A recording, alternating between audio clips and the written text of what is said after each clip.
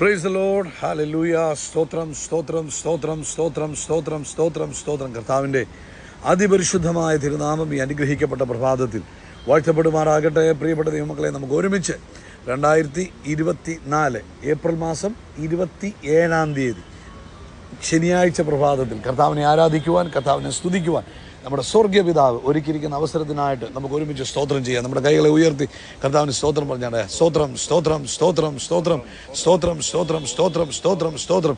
കഴിഞ്ഞ പകൽക്കാലം മുഴുവൻ നമ്മുടെ കർത്താവ് നമ്മളെ കാത്തുപരിപാലിച്ചു. ഇന്നലത്തെ സഭായോഗത്തെ അനുഗ്രഹമാക്കി തീർത്തു. ദൈവത്തിൻ്റെ മഹത്വം സഭായോഗത്തിൽ വെളിപ്പെടുവാൻ കർത്താവ് സഹായിച്ചു. ആമേൻ. കഴിഞ്ഞ പകൽക്കാലം ആരോഗ്യത്തോടെ, സൗഖ്യത്തോടെ, സമാധാനത്തോടെ നമ്മളെ സൂക്ഷിച്ച ദൈവത്തിൻ്റെ കൃപയ്ക്കായിട്ട് നമുക്ക് നന്ദിയോടെ സ്തോത്രം ചെയ്യാം. സ്തോത്രം സ്തോത്രം സ്തോത്രം സ്തോത്രം സ്തോത്രം സ്തോത്രം സ്തോത്രം.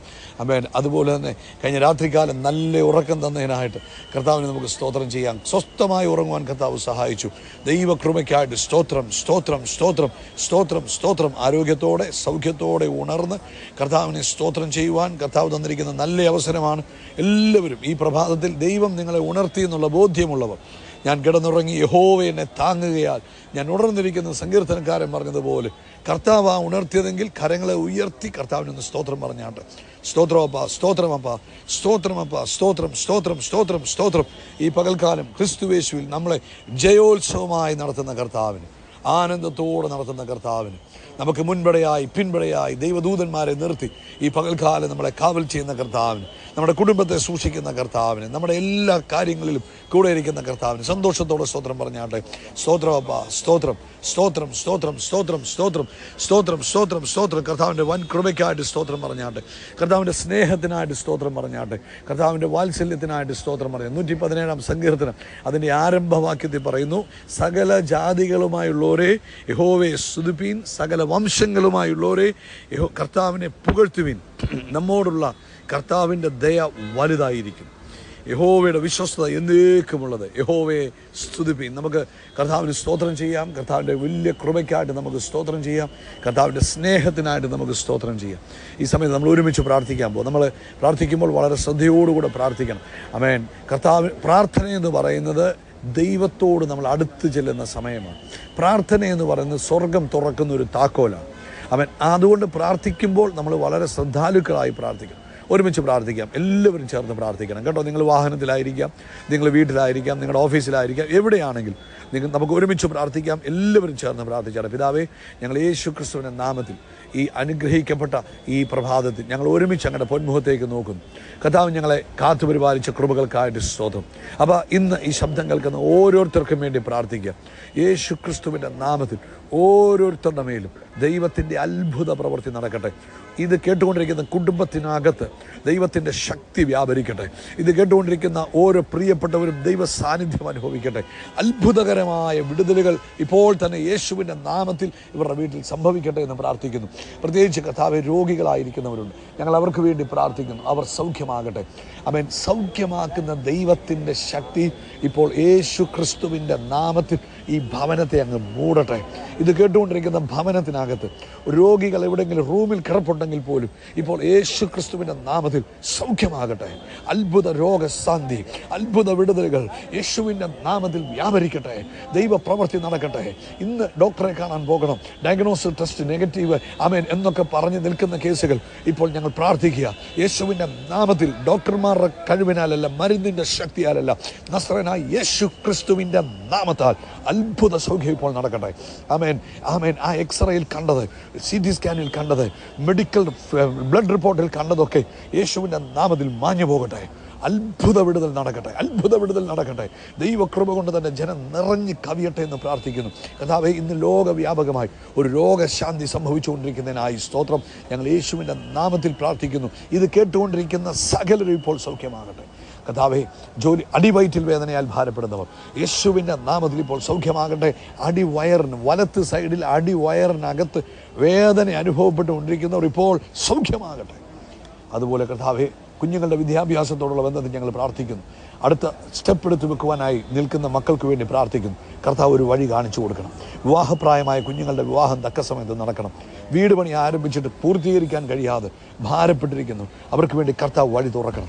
ലോൺ അടയ്ക്കാൻ മാർഗമില്ലാതെ ബുദ്ധിമുട്ട് അനുഭവിക്കുന്നു, കർത്താവെ അങ്ങ് അവർക്ക് വേണ്ടി അത്ഭുതം ചെയ്യുന്നതിനായി സ്തോത്രം. ഇന്ന് കർത്താവിൻ്റെ കരങ്ങളിലേക്ക് ഏൽപ്പിക്കുന്നു. ലോകത്തെമ്പാടും നടക്കുന്ന എല്ലാ സുവിശേഷ പ്രവർത്തനങ്ങളെയും അഭിഷക്ത ദാസീദാസന്മാരെ അനുഗ്രഹിച്ച് പ്രാർത്ഥിക്കുന്നു. ദൈവപ്രവൃത്തി നടക്കുന്നതിന് നന്ദി, ദൈവകൃപ വ്യാപരിക്കുന്നതിന് നന്ദി. സകല മഹത്വം പുകഴ്ച അപ്പയ്ക്ക് യേശുവിൻ്റെ നാമത്തിൽ തന്നെ. ആമേൻ, ആമേൻ, ആമേൻ. കർത്താവ് നിങ്ങളെല്ലാവരെയും ധാരാളമായിട്ട് അനുഗ്രഹിക്കട്ടെ. ദൈവത്തിൻ്റെ കൃപയും ദൈവിക സമാധാനവും നിങ്ങളുടെ ജീവിതത്തിൽ വർദ്ധിച്ചു വരട്ടെ. ഇന്ന് പ്രഭാതത്തിൽ കർത്താവ് തരുന്ന ആലോചന എന്ന് പറയുന്നത് ദൈവം ഉറക്കത്തിൽ തരുന്ന ദൈവമാണ്. ആമേൻ. വേദോസം പറയുന്നു കർത്താവ് ഉറക്കം തരും. ഉറക്കമില്ലാത്തവർക്ക് കർത്താവ് ഉറക്കം കൊടുക്കും. പക്ഷെ ദൈവത്തെ സേവിക്കുന്നവർക്ക് അവൻ നന്മ ഉറക്കത്തിൽ കൊടുക്കുന്ന ദൈവമാണ്. ആമേൻ. രണ്ട് രീതിയിൽ നമുക്ക് നന്മ അനുഭവിക്കാം. നമ്മൾ ഭയങ്കര കഠിനാധ്വാനം ചെയ്ത് നമുക്ക് നന്മ അനുഭവിക്കാം. ആമേൻ. ദൈവ കൃപ കൊണ്ട് നമുക്ക് നന്മ അനുഭവിക്കാം. 127 സങ്കീർത്തനക്കാരൻ പറഞ്ഞു, യഹോവ വീട് പണിയാതിരുന്നാൽ പണിയുന്ന വൃഥ അധ്വാനിക്കും. നമുക്കറിയാം പലരും കാശ് വെച്ചിട്ടും വീട് പണിയാൻ മാർഗമില്ലാതെ ഭാരപ്പെടുന്നു. കാരണം എന്ന് വെച്ചാൽ കാശ് കയ്യിലുണ്ട്, പക്ഷേ അതിനുള്ള വകുപ്പില്ല, അതിനുള്ള സോഴ്സ് കിട്ടുന്നില്ല, അതിനുള്ള സാഹചര്യങ്ങളുണ്ടാകുന്നില്ല. കല്യാണം കഴിപ്പിക്കാൻ വേണ്ടി കാശ് കൈ കൊണ്ടുവച്ചിരിക്കുക, പക്ഷേ തക്കതായ ചെറുക്കനെ കിട്ടുന്നില്ല, തക്കതായ പെണ്ണിനെ കിട്ടുന്നില്ല. ഇതാണ് കർത്താവ് പ്രവർത്തിച്ചെങ്കിൽ മാത്രമേ കാര്യങ്ങൾ എളുപ്പമാകൂ. യഹോവ പട്ടണം കാക്കുന്നില്ലെങ്കിൽ കാവൽക്കാർ വൃഥാ ജാഗരിക്കുന്നു. എത്രയോ പേര് ഭയങ്കര സെക്യൂരിറ്റിയിൽ ജീവിക്കുന്നു, പക്ഷേ അവരൊക്കെ അനർത്ഥങ്ങളിൽ പെടുന്നുണ്ട്. എന്നാൽ ദൈവിക സംരക്ഷണം ദൈവമക്കൾക്ക് കൊടുക്കും.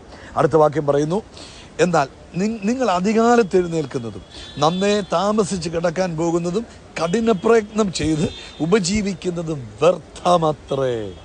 ആമേൻ. തൻ്റെ പ്രിയനോ അവനത് ഉറക്കത്തിൽ കൊടുക്കും. എല്ലാവരും പറഞ്ഞ്, തൻ്റെ പ്രിയനോ അവനത് ഉറക്കത്തിൽ കൊടുക്കും. ഉറക്കത്തിൽ കൊടുക്കുമെന്ന് പറഞ്ഞാൽ നമ്മുടെ കഠിനാധ്വാനം കൊണ്ടല്ല, നമ്മുടെ കഴിവ് കൊണ്ടല്ല, ദൈവം തക്ക സമയത്ത് കൊടുക്കും.